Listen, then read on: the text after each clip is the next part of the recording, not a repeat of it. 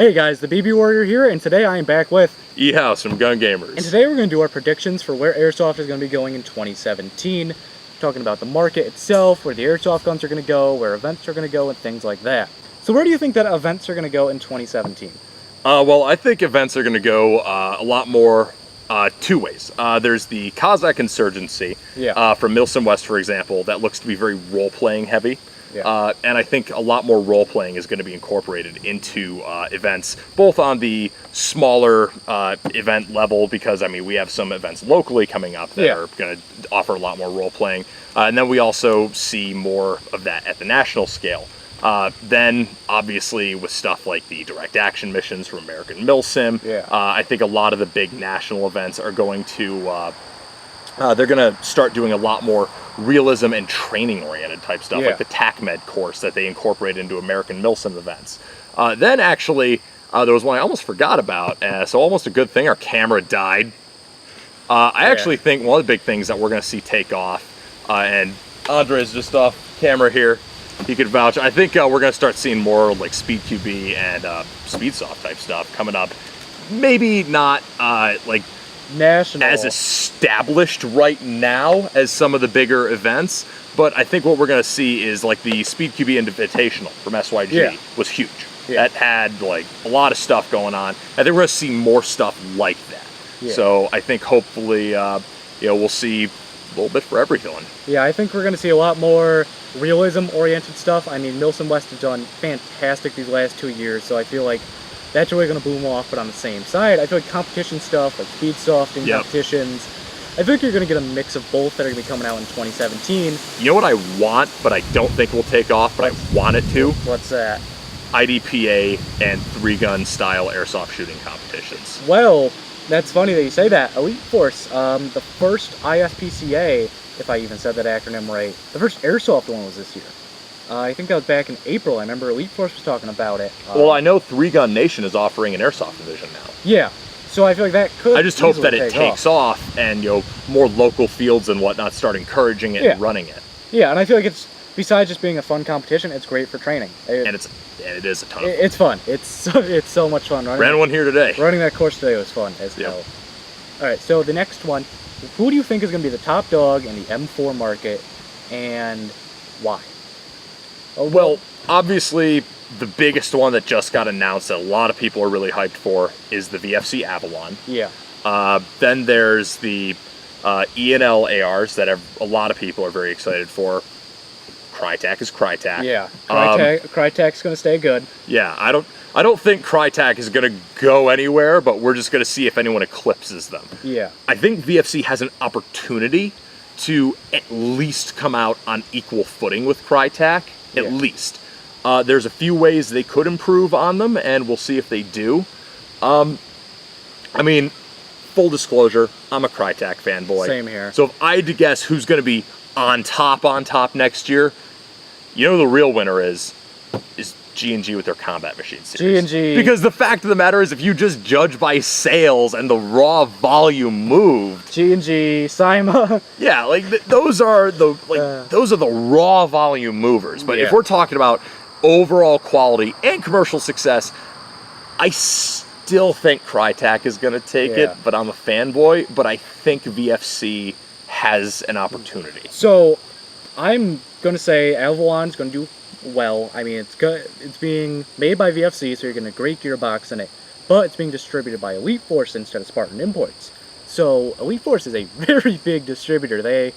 So many stores carry Elite Force stuff, mine included. So I just feel like it's going to do very well, and it's in that Crytek price range, and you're getting something different. I mean, you are getting key mod, which has kind of become really standard. And it better be mil-spec. Better be mil-spec key mod. I am sick of fake key mod. Triggered. Yeah. My biggest issue with Crytek right now is I feel like they're going to run out of external ideas. I mean, I don't know. That's true. I mean, I don't know how much Trident makes in the real steel world because I don't have a real steel AR. Well, I mean, right now, all they really have is the 22 LR, basically equivalent of the SPR. Yeah, so I feel like that could be where Crytek and then there's Chris, obviously, Chris Group. They have the Sphinx series of pistols. I would really like to... Isn't that based off the PZ? The CZ style. It's a very close... I think I don't know if it's based on, but it's a very close relative of the CZ family of pistols. I could be completely wrong here. I believe it's like the equivalent of a sailing arms Glock. I believe it's based off of their frame, but they kind of do it up. Yeah. But I feel like Crytek's going to do great with their Vector, obviously, because that gun has everyone wants the Vector. Yeah, everyone wants the Vector, but doesn't want to pay the Vector price tag. So even A&K wants the Vector. A&K is not getting the Vector. No, they're getting shut down. Yeah, they're getting shut down. We'll see what happens. They're getting the banhammer. But I feel like unless Crytek can do something with their M4s, because really what Crytek had this year was, hey guys, LVOA. But they've released the LVOA-C. You know what Crytek could do to really stir up the competition? What? Release the SR-47! SR-47. I rest my case. Jesus.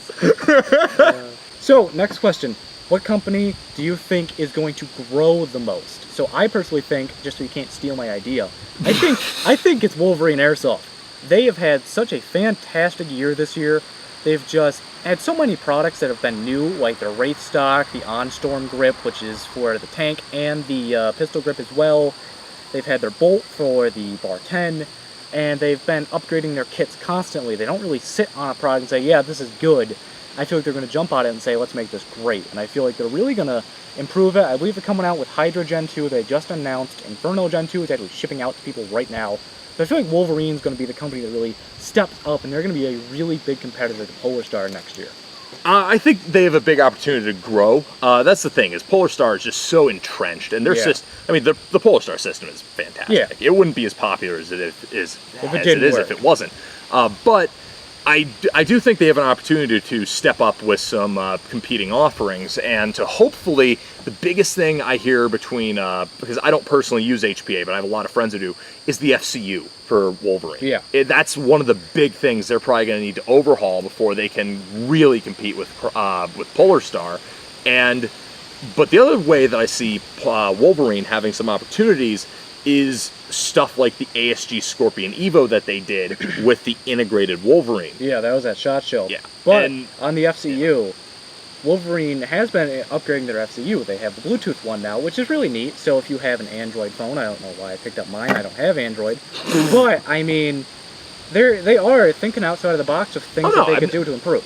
Oh, I totally agree. That's why I also think they're going to grow a ton and be one of the bigger contenders in this year. But one of the other things, too, is without giving much away, you know, talking to some people in the industry, I know Wolverine is looking into other projects like the Scorpion Evo with the integrated kit. I feel like they want to do it. They want to have that foot in the door with the out-of-the-box HPA conversions for some really cool, really different guns. Yeah, I mean, I feel like that could work out really in their favor. Like, let's say the Scorpion Evo or some other ASG guns. If you can get a gun with one pre-installed, that's a huge boost for your company, especially just because someone's going to be like, let's say you bought one. Let's say you dived into HPA and you got a Wolverine Evo. And then I saw that, because I don't own HPA. I'd be like, hey, that's cool, but I don't like Evos. I like M4s, M16s. I'm just going to buy a Wolverine engine and put it in my Crytek. So I feel like even if the ASG Evo doesn't sell really good, it's going to help boost their sales overall. Be like, oh yeah, your gun shoots fantastic. Why don't I buy an SMP or an Inferno or a Hydra or Wraith and Bolt, whatever. Yeah. Whatever product from Wolverine that you need for whatever gun you have. I feel like Wolverine's going to do fantastic in 2017. They have such a great R&D team at Wolverine, and they're all really friendly guys. I feel like Wolverine's going to do fantastic in 2017. What gun do you want to see made? It can already be made, but not very popular. And here's the thing. If it is a gun that has a licensing contract, it has to be made through the company that holds the licensing. So, like Beretta or HK, for example, it has to be made by Elite Force. It's the AN-94. I really like the AN-94. I think it's a really cool gun. I want an AN-94. Who do you want to make it?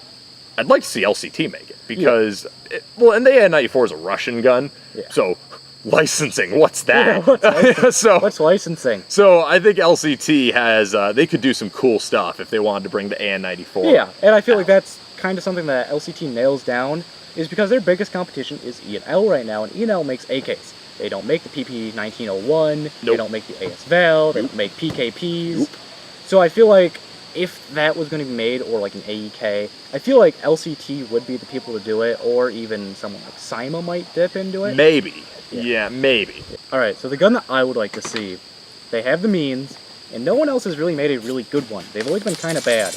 I want an H&K G3 by VFC or Ares. I feel like they both make great guns with pretty good externals. I'd probably want VFC just because they've been known for how well their metal Given some bodies of are my made. experience with some Ares guns, I would take VFC, and if Ares made it, I would probably be profoundly disappointed. Yeah, so I'd like VFC to make it just because, I mean, Humorex Elite Force has the licensing for H&K, and no one else makes one right now. And the ones that are available, like the G3, have a plastic From body. JG. Yeah, the from JG. plastic body. They're JG, and like the classic armies, the ones that did have the metal body, are impossible to find right now.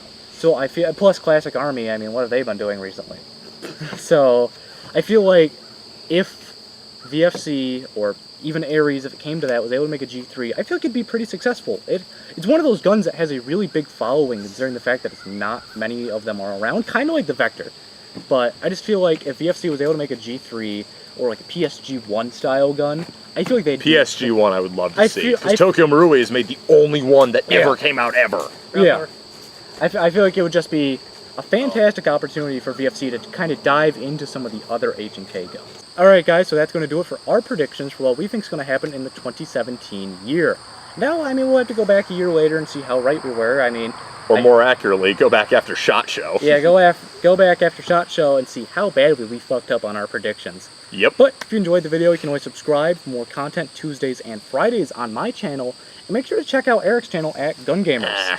We have fun. Yeah, they have fun. They post some really great content about talking about more than Airsoft as a game, more as an industry, and there's some really interesting stuff that you guys talk about that no one else really addresses in the airsofting market. We try. Alright guys, that's going to do it. We'll see you next time. Peace. What's up, BB Warriors? Today we have some footage from River City Airsoft's 3-year time trial course. Yep, well you guys, okay, yeah, I'm all set. Everyone ready?